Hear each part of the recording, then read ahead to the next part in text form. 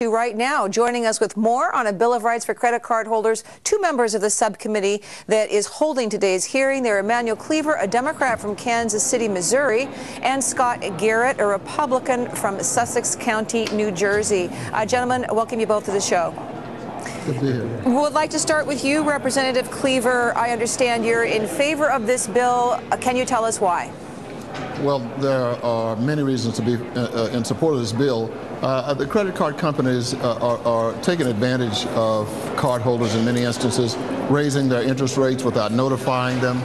In some instances, people are billed twice on interest. If they didn't pay the bill completely in 1 month, then that interest is added onto the interest for the next month. They're sending $5.3 billion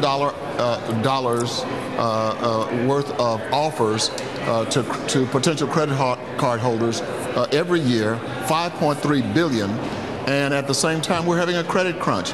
The American consumer is saving no money.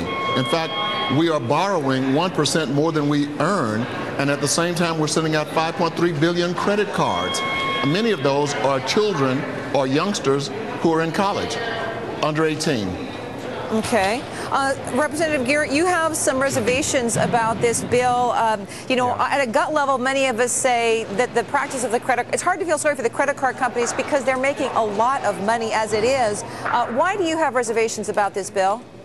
Well, I think whether you're Republican or Democrat, you are moved by the testimony we hear, and we all know anecdotal stories of people have had problems with their credit cards over the years, and when you consider that literally tens of millions of people have credit cards, you can expect some to have problems.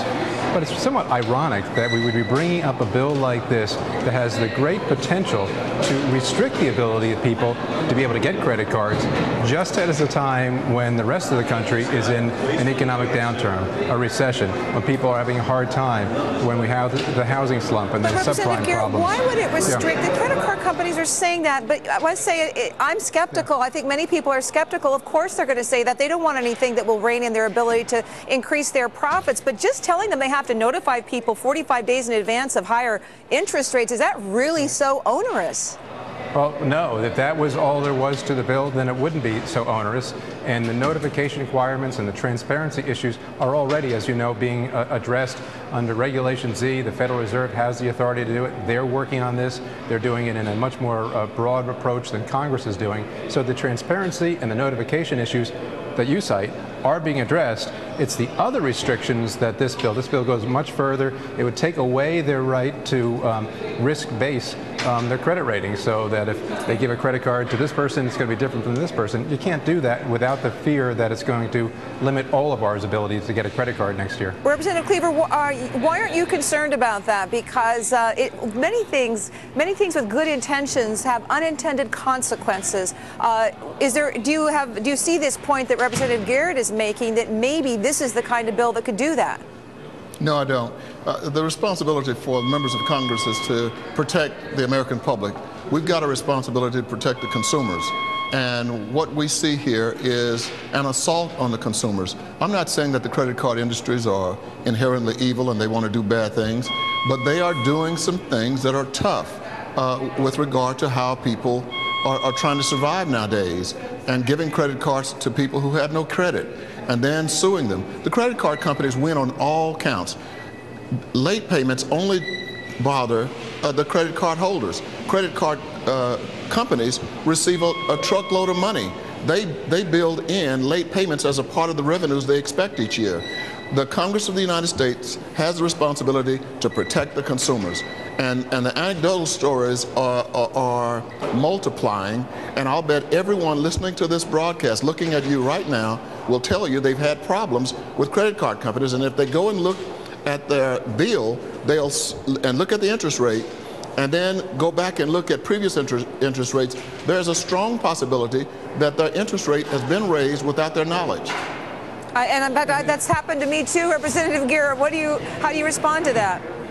Well, this is one point that we both agree on, and that is that it is the role and the responsibility of Congress to watch out and protect the American consumer in these areas. And that's why in the past Congress has given the authority to the Federal Reserve.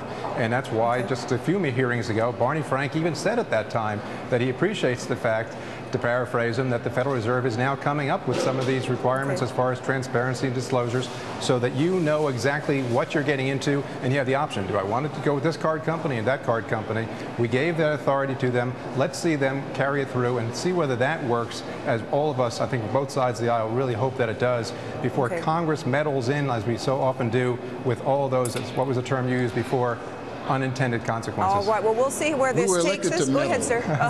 We were elected to meddle. Okay. That's our responsibility, to meddle. Final word. And if meddling protects the consumers, that's what we're elected to do. Thank you both, gentlemen. Representative Emanuel Cleaver from Kansas City, Missouri. Representative Scott Garrett from Sussex County, New Jersey.